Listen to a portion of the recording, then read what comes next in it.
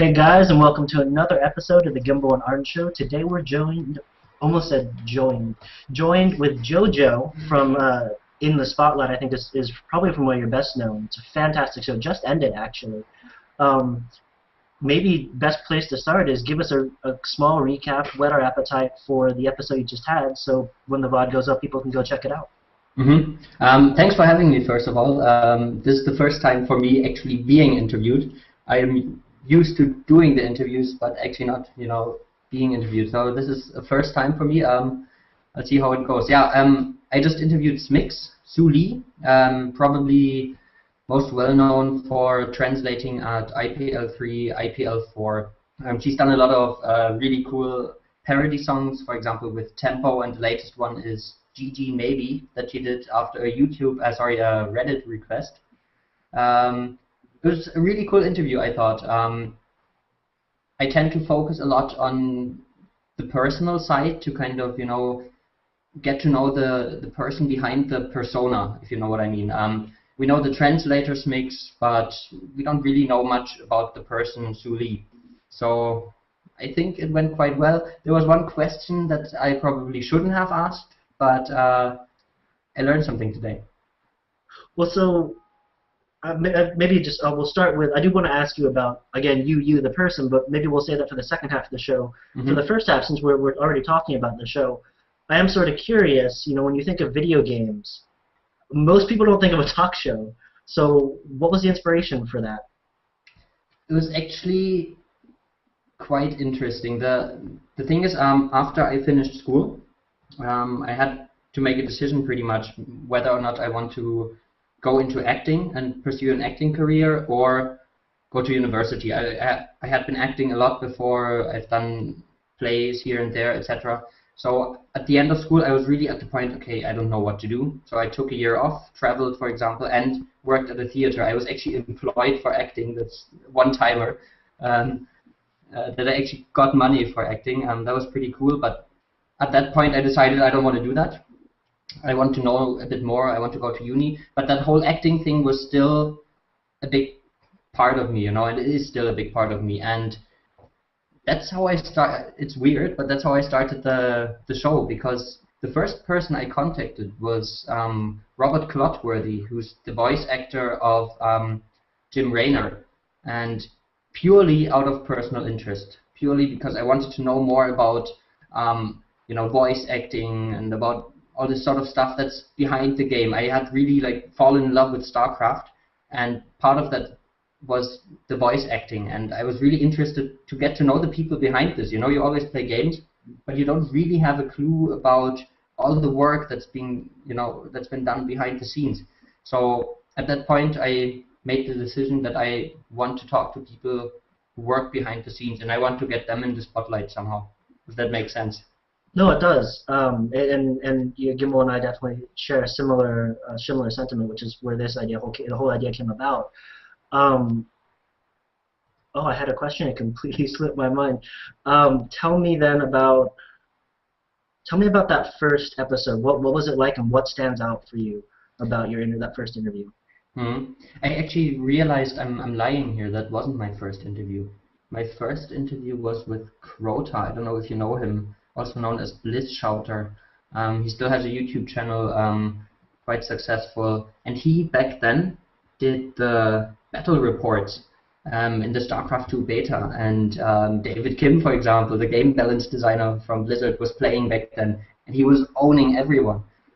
People were actually playing quite well, and you thought David Kim had no chance to come back, but he just knew the unit so well that he actually won the tournament in the end, and that whole tournament got me into Starcraft 2, and part of that was Crota's casting. So that was my first interview.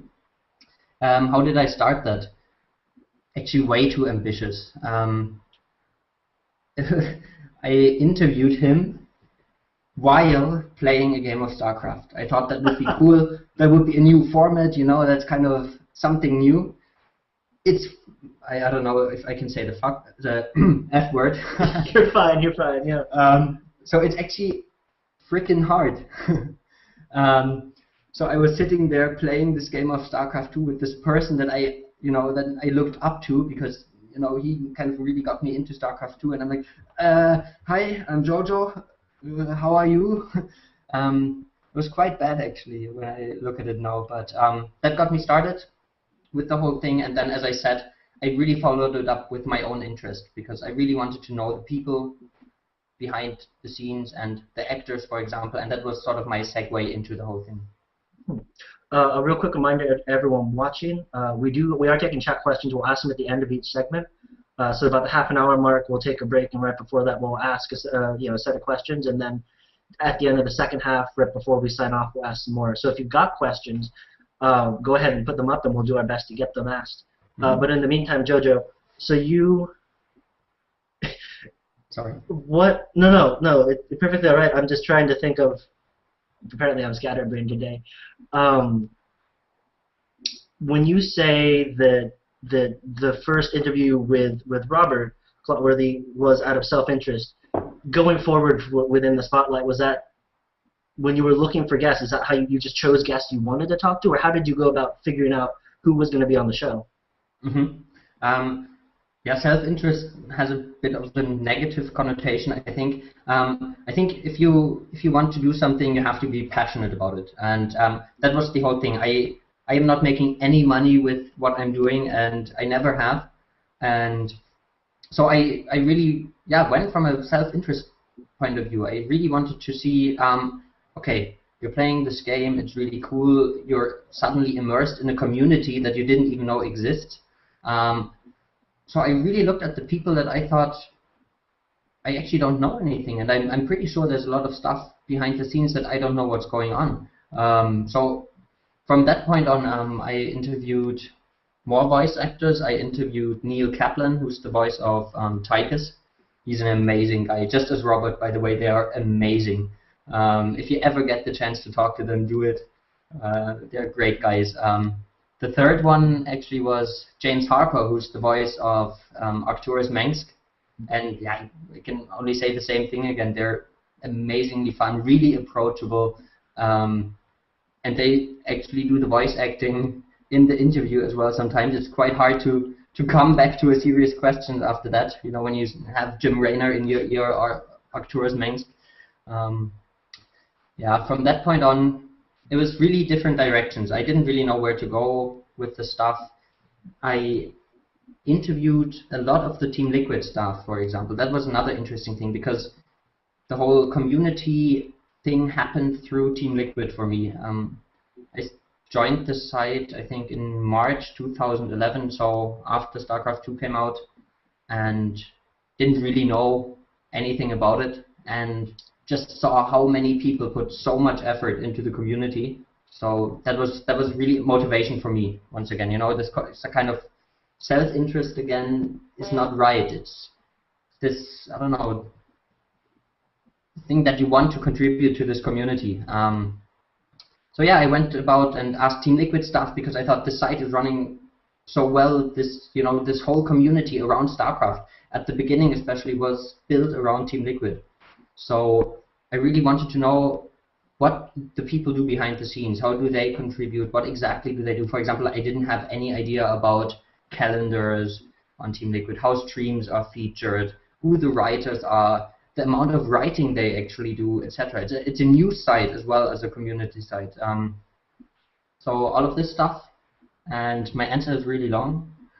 But again, a bit directionless. I actually went into talking to players as well who are in the spotlight already, but once again with this notion of trying to talk to the person rather than the player. So I interviewed Whitera, QXC, Empire Cars, yeah, and then tournament organizers like David Kim from IPL, David Ting. So yeah, it's always this focus on getting to know a person behind the contributor to the community, I guess. Well, this might seem like an obvious question, but I'm curious, why do you feel like it's important to know the person behind the character? No, it's definitely a really good question. I don't know, it is, if you really want to have a community kind of feel, I think this is part of it. personality is definitely part of it. You know, you have personas within the community, which are important, of course, but the most compelling personas or the most compelling characters are the ones, you know, that show a lot of character. And I always like that, I don't know, truth about it, I guess. I don't know how to put it, but that was always what really interested me. Yeah. Hmm. Have the interviews you've done for In the Spotlight with the TL staff and otherwise, has that changed your perspective on the community, on the Starcraft 2? Anything, you know, has any of your views shifted after talking to some of these people and learning their stories? Absolutely, completely. Like, it completely changed my view. Um, Maybe starting off with the voice actors, for example. Most of them, I mean, it's quite a traditional field of work, and voice acting for a video game, for example, was never really part of that. That's something really new. And the story, how they got into that, because, for example, Robert Clotworthy and Neil Kaplan, they are really immersed in the community now. They're doing lots of stuff. For example, right now, Neil and Robert are they signed a lot of like action figures, I think, with little you know, with little quotes from the game, and they're selling them on eBay now for charity and all this sort of stuff. And Robert, ever since we did that interview, he's been on so many shows and has done so many interviews. So that was, like, for me, really cool to see that someone, you know, from a very different field got dragged into this community, you know, and that sort of aspect was really interesting to me. I forgot the question now. Well, I mean, the question was if your views have changed since you've talked with you know, everyone you've talked to, and in what ways. So that really changed the whole. Talking to these voice actors really changed my perspective, because I saw that this is not simply gaming in a way. I don't know if I can express that very well, but it's not a bunch of teenager guys hammering on the keyboard, if you know what I mean. That's that sort of stereotype, you know, that a lot of people unfortunately still have. And I wasn't completely free of that. But this whole, as I said, how involved they got with the community really showed me that this is so much more than just, you know, hacking on a keyboard. So after that, talking to the players, for example, was extremely interesting as well. Getting to know their stories, getting to know what it means to be a player, because it's not we look at the players, we look up to them as stars. It's not that great at the moment. I mean, players still don't earn that much of money.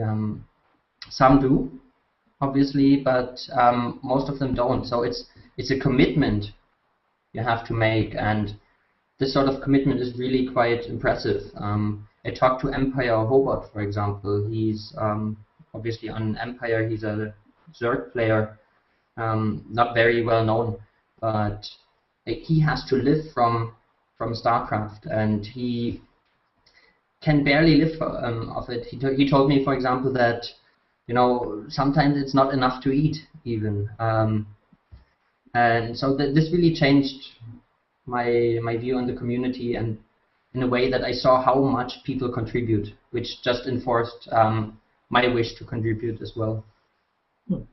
And also, sorry, I'll go on. No. I'm babbling on a lot. Jesus Christ. No, I mean, it's just I'm not complaining at all. I guess what I find so interesting is you've talked to so many people and you've had a chance to hear their stories, their experiences, and then from where I sit here, listening to how that's affected you and why that was, you know, what sort of impression those stories have left, I just find really fascinating. So don't let me stop. I mean, don't let me stop you. I'm happy as much as you want to tell, please. Yeah. I guess one more thing. I mean, there's so much to talk about. As I said, like this has really impressed me in a way. But maybe I talked to David Ting from APL, and that, for example, was really quite an inspiring interview for me. he really has a vision for esports and for Starcraft 2.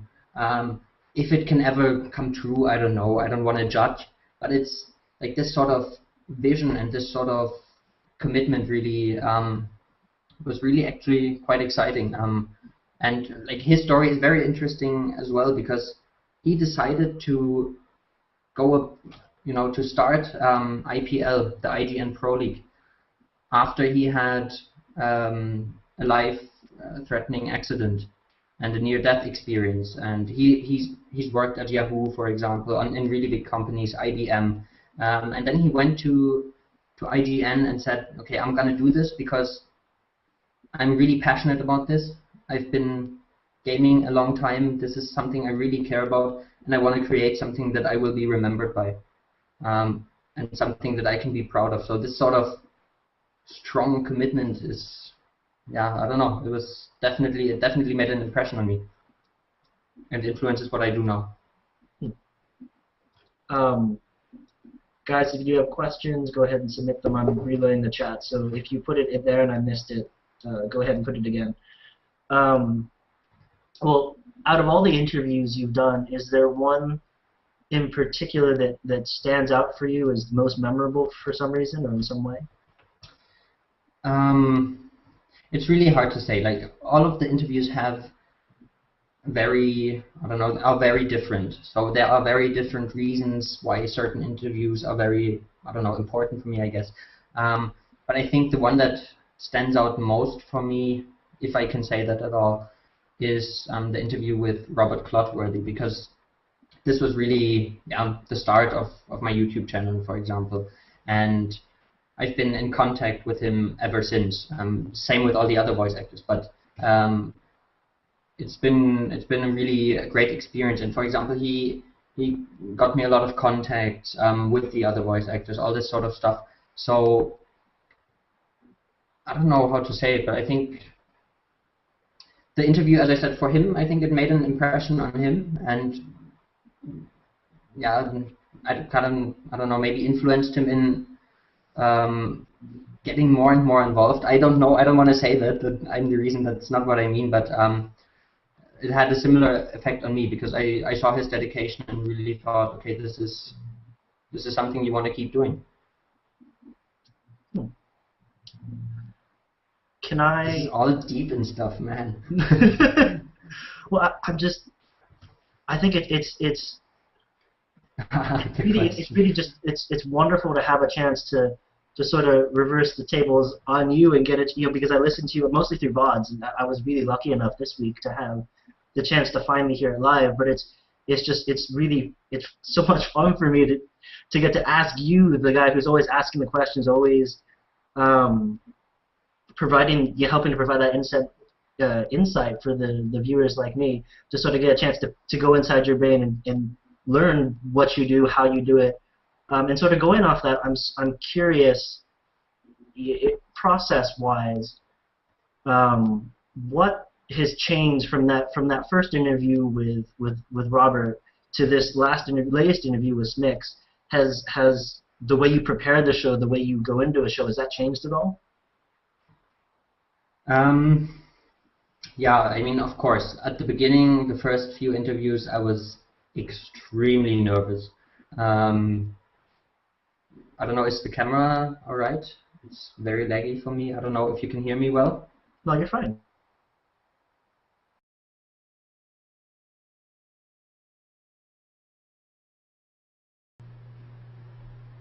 Alright guys, we should be back on. Jojo's just signed in. I'm going to bring him back in, and then we're going to continue. Ooh, Jojo, you are huge on my screen. Hold on. Let's get you back down the size here.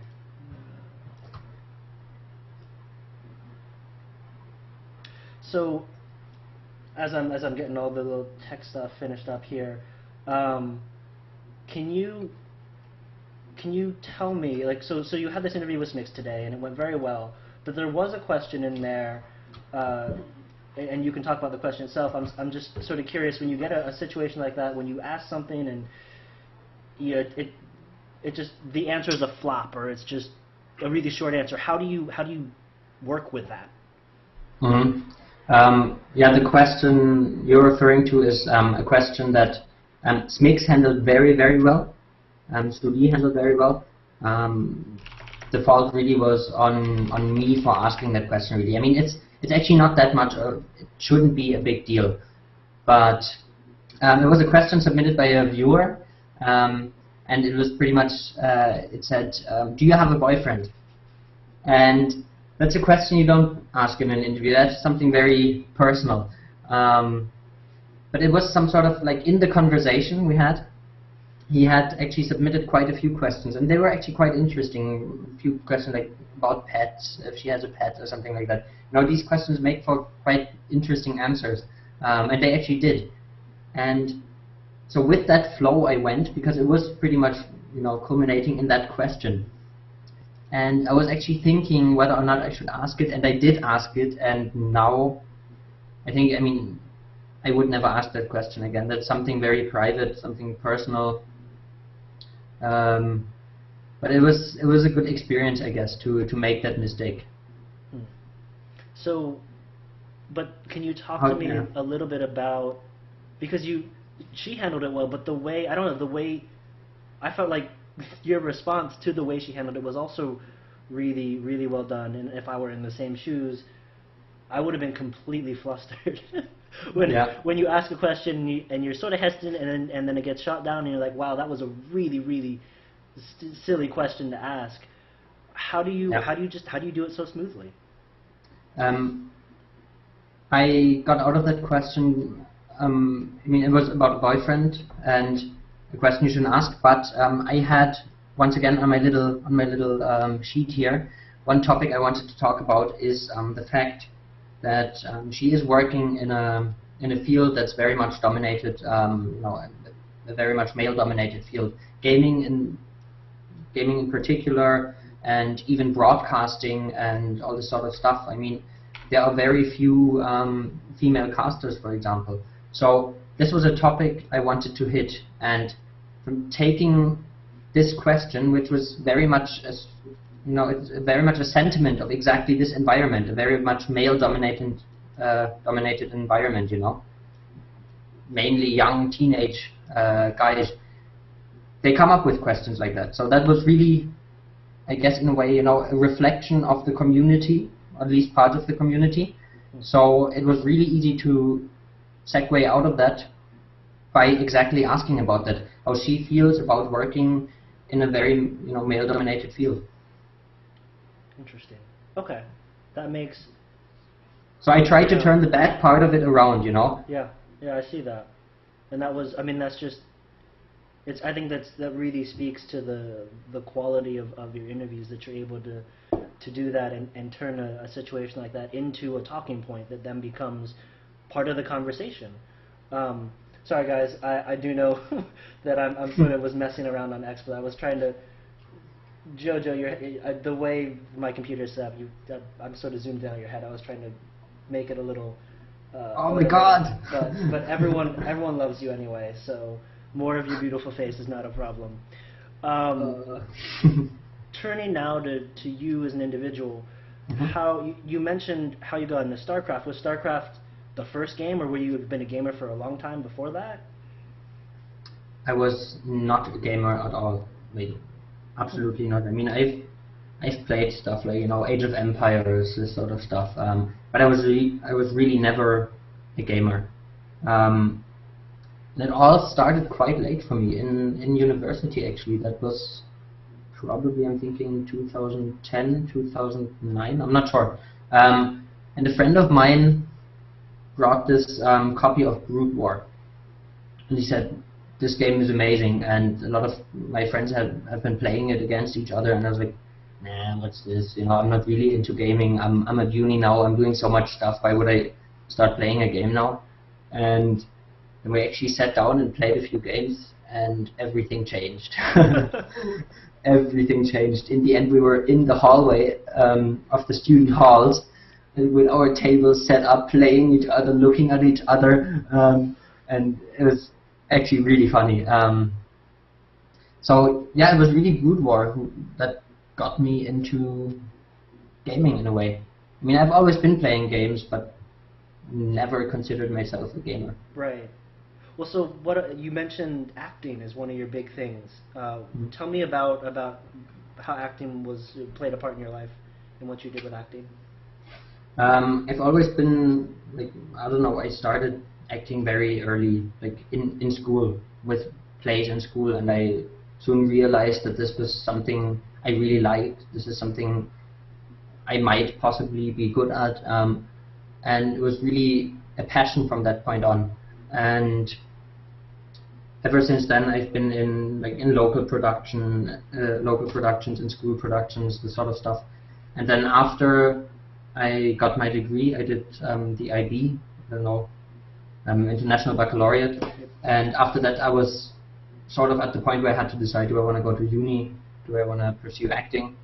And I really couldn't make that decision, because acting was really something I was most passionate about. And so I thought, okay, I'm going to try it out. I'm going to take a year off between whatever's going to happen and school. And I actually did work for a theater for quite some time, did productions in English as well, in Germany, which was quite cool.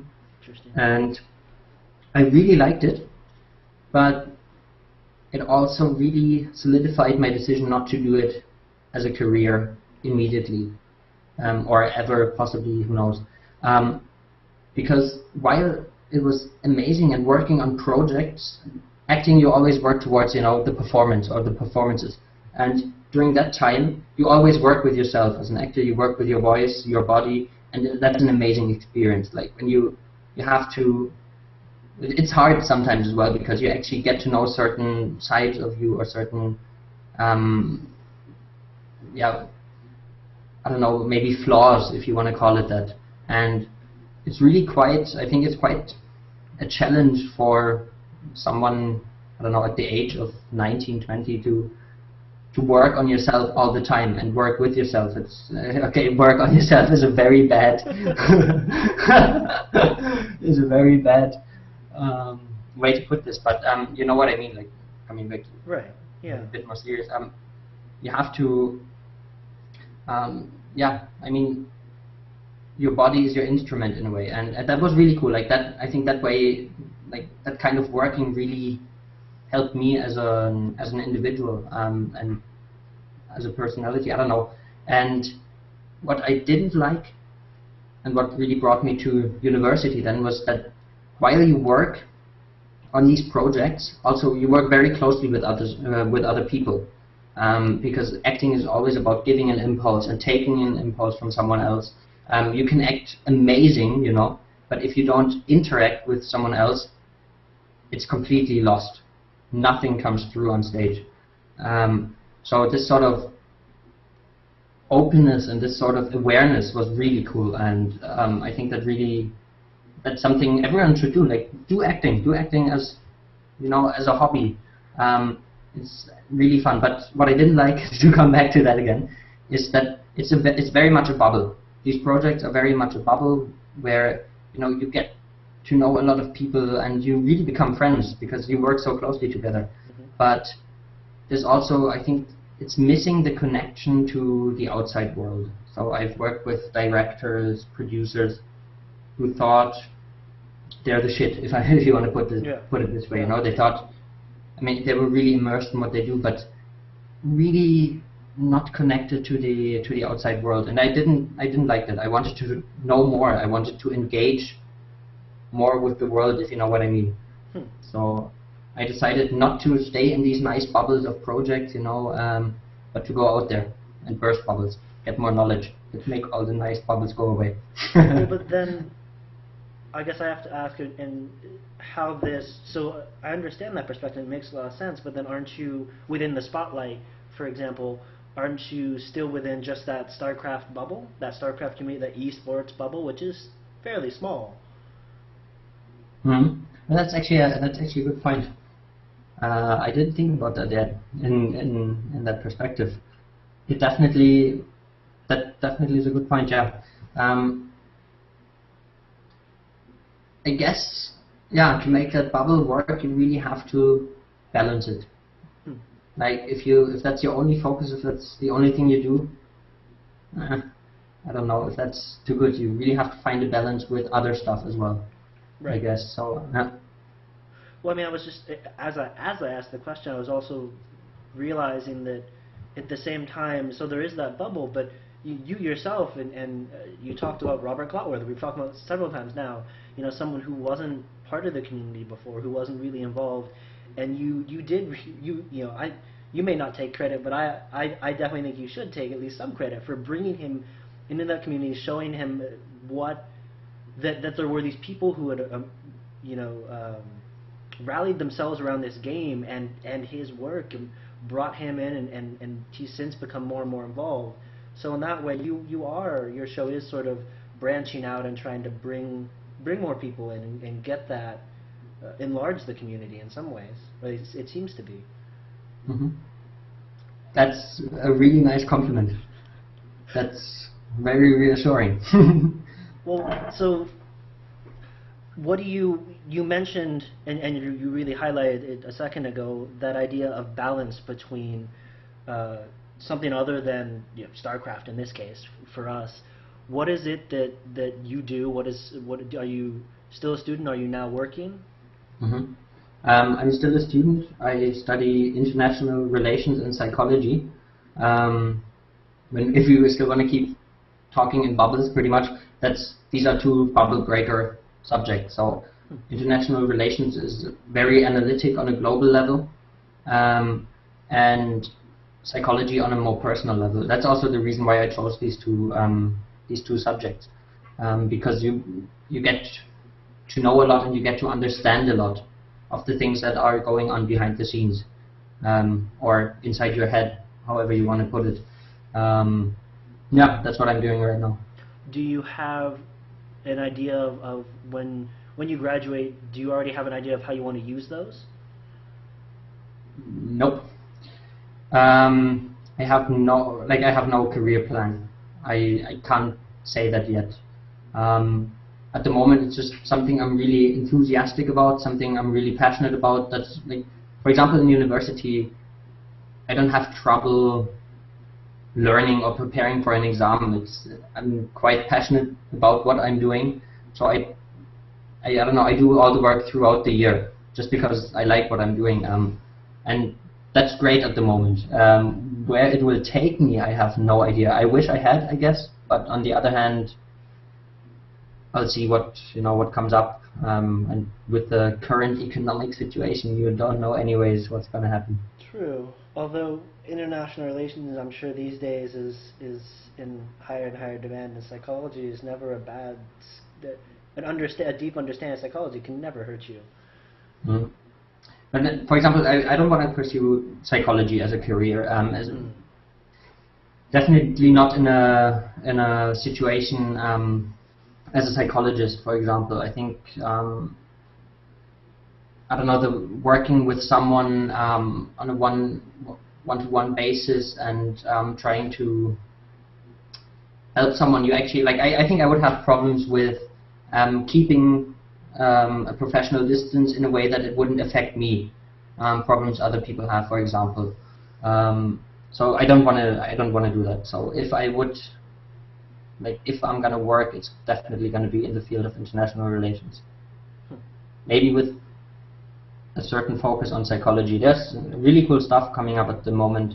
I mean, in international relations, you have this very classic understanding of international relations, where the state is the smallest unit. It's called realism, and nothing below the state as a level matters really, because international relations is, how states interact and in an anarchic system. And there's a lot of new research right now into what personal experience of leaders, what kind of role that plays.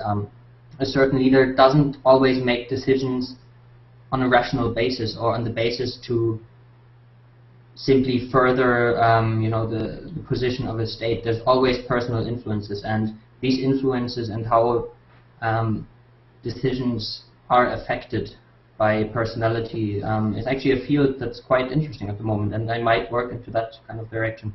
Interesting. I mean, it makes sense, but I wasn't really aware. Huh.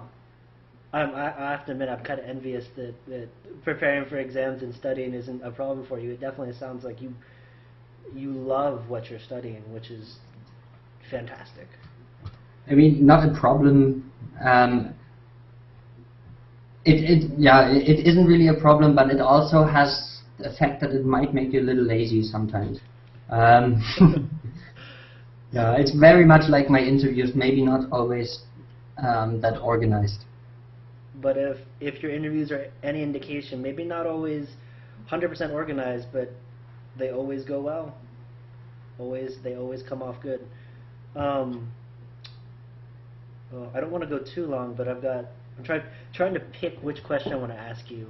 Yeah, I guess I'll make sure to answer really okay. precisely now. Okay. Very concise and short answers. Guys, if you have any last questions, do put them up in chat. If I've missed them, I know there were some questions from IRC that were posted. Post a couple of those again. Between all the little technical mishaps, I've missed a bunch of stuff, and I do apologize, guys. I promise we're trying to get this fixed out. Yeah. Yep. I saw one earlier that asked, do you play an instrument? I play the drums. How long have you played? I played in high school, and then I stopped taking lessons. And in high school I was in a band, but we disbanded after high school. So now it's just a hobby here and there with other people. Yeah. So do you still get a chance to play with friends, and you say so other people?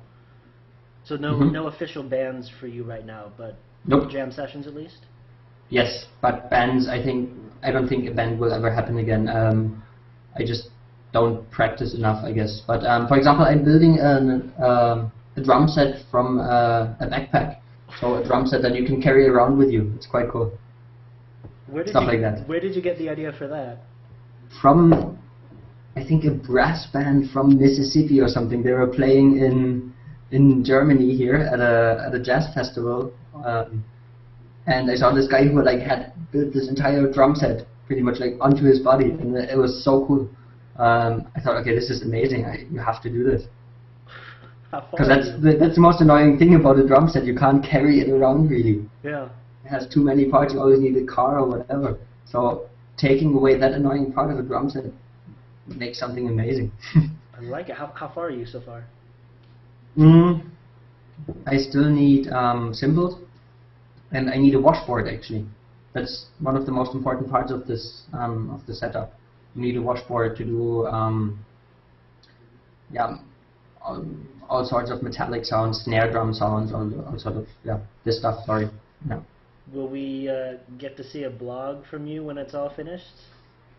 Probably, yeah. Yes, awesome. I can't wait. Well, I think probably one of the last questions we'll ask is from Craney here. Just what are your aspirations for the future, and for yourself, but also for the show? Where do you see the show going?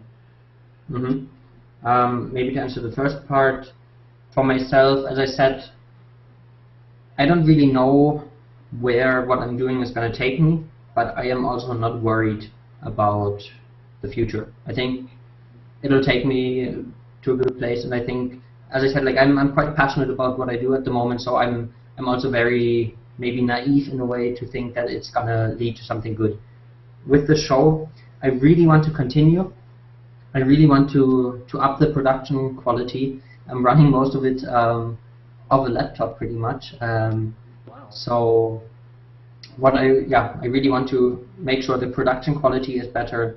I want to hopefully get more guests on the show. That's the most tricky part, as you probably know. It's not always easy to confirm guests because there is a plethora of shows out there at the moment with very similar focus as well. So I really kind of want to stick to what I'm doing and hope it's different enough to appeal to people. I think you've definitely done that. Speaking of which, I have to say, Gimble and I have been talking, and nothing's confirmed yet. We need to talk with everyone at D Sports and try and make something work. But we'd like to, if possible, move our time, because I love catching your show live. I mean, VODs are good, but it's just it's one of those things where it's the live experience is just fantastic. So if we can, and we'll let everyone know in the future, nothing's set at all yet, but we we may try and move our dates so that we don't conflict anymore, and then we can watch your show too, and not just the VODs.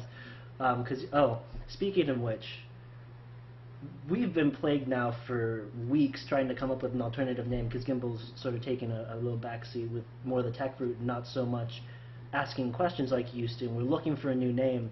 How did you come up with In the Spotlight? And do you have any recommendations for coming up with a name, a good name?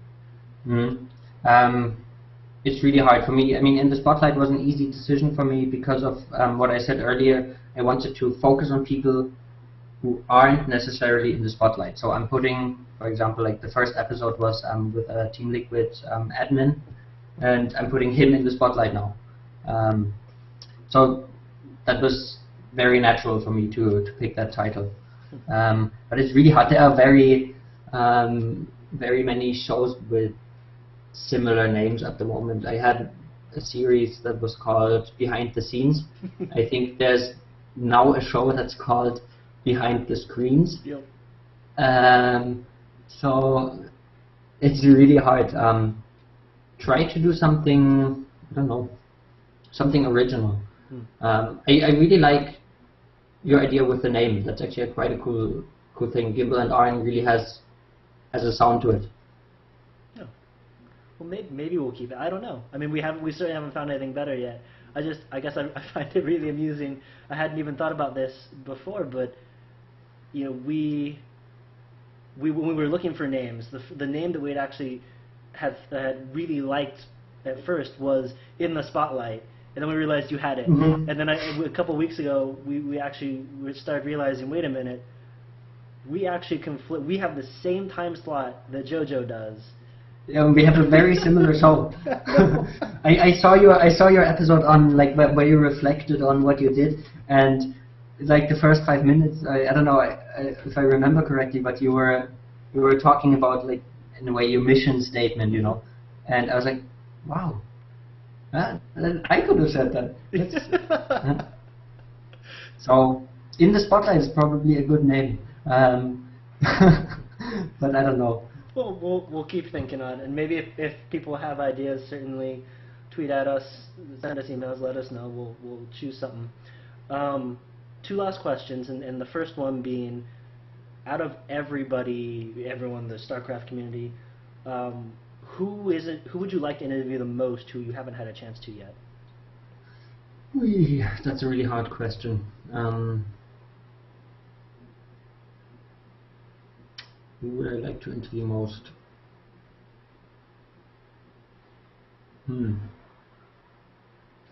I guess, I mean, maybe not most, but someone I always wanted to interview was the little one, because he actually lives quite close, or when he lived in Germany, he lives quite close to where I live.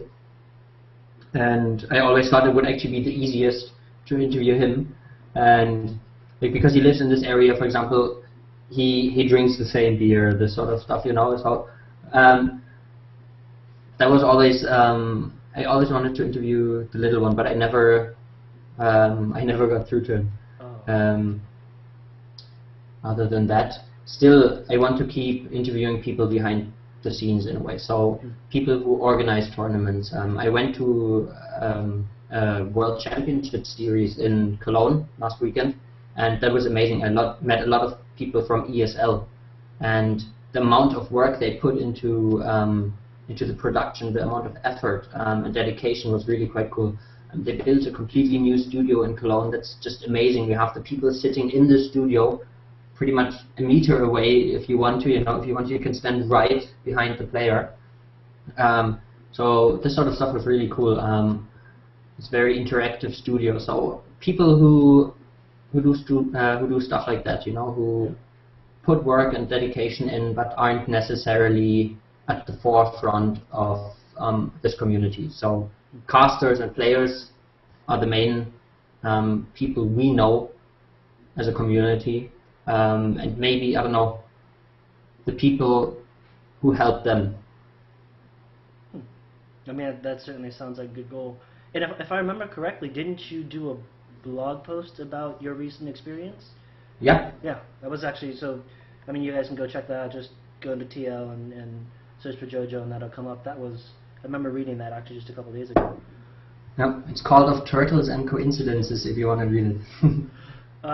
Last question before we do sort of shout-outs and where people can follow you. You have asked a lot of questions to a lot of people. Is there a question that you've ever wanted to ask but haven't, or a question you've ever wanted to be asked, an answer you've always wanted to tell?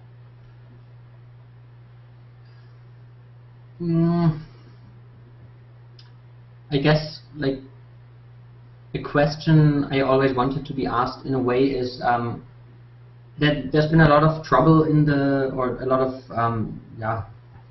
situations in the scene lately with racism and sexism, and I'm actually quite happy that all this came up, because I think that was the part of the gaming community that was always criticized by people outside of the community, that the gaming community cannot handle these issues. These issues were usually put, under a carpet and ignored in a way, and that these issues have come up lately. I really like that.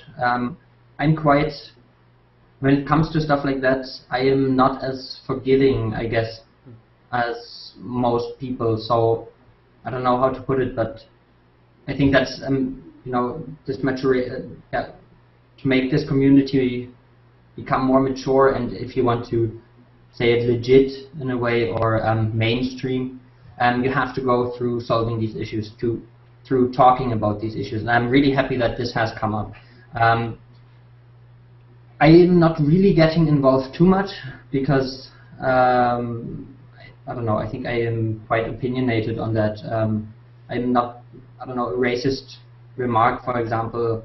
I'm not gonna be forgetting about that easily.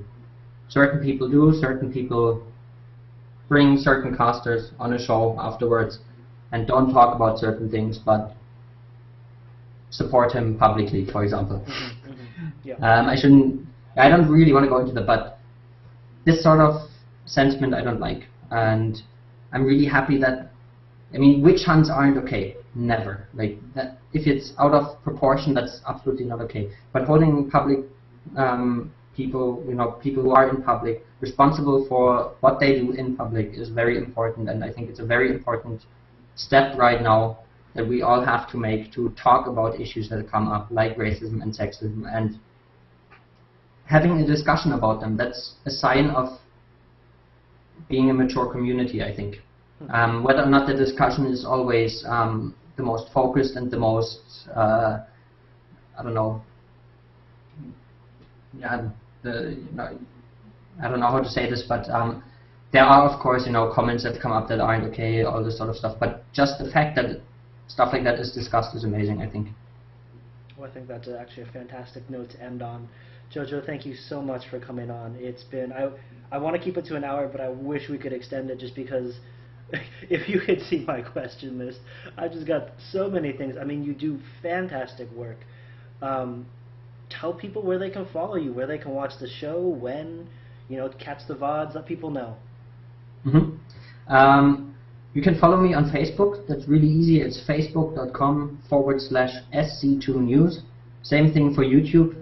YouTube.com/SC2News. All the VODs of everything will always go there. Then on Twitter, someone took SC2News already. I was too late for that. So it's Twitter @SC2Channel. And always comment on Team Liquid. I have a thread there for In the Spotlight. Just search In the Spotlight and let me know what you think. Feedback is always welcome. As I said, it really influenced me on how the show is going now. I've really incorporated all the feedback, and yeah, I'd be happy to get criticism and all that through Team Liquid, for example. Well, guys, definitely do that. I think a lot of people who see this are probably already watch your content, but if you don't, there are a lot of shows out there, but not all the shows are on the same level, and I think yours is definitely one in which, when you tune in knowing that you're going to learn something today about the people who make up our community. You're really going to get a sense of who the individuals are, and I love it, and please keep doing it. Thank you very much. Can I ask you a question actually at the end? Of course. The end of my interviews is always awkward. I don't know how to end an interview. How do you end an interview? Do you just say bye? Well, no. Okay, so I'll demonstrate in a second, but I think it depends a little bit on who we're talking to. If we're talking to players, we'll definitely let them. You know, all the players we talk to have been fantastic people. So when we end the show, we wish them good luck, and if they're going to, wish them good luck at MLG Anaheim, or we wish them good luck in 2012. We hope they have success, or we look forward to seeing their next cast, that sort of thing. In a situation like this, I would probably say, Jojo, it's been a pleasure. I look forward to catching your show next week. I may have to catch the VODs, but if we're lucky, in a couple weeks, I'll be right there again in live chat, throwing you random questions and watching along and having a wonderful time. So until then, keep doing what you're doing, because people enjoy it, and hopefully more people will soon. So thank you. Thank you very much for having me. It's been a pleasure, and I'll end this as I always end my shows, with a very awkward wave. It's a sincere wave. And you actually can't see me in Hangout, but I'll wave back. Guys, for everyone watching, thank you for sticking with us. If you're watching live, I know it's been a bit hectic again. If you're watching the VODs, it should be much smoother.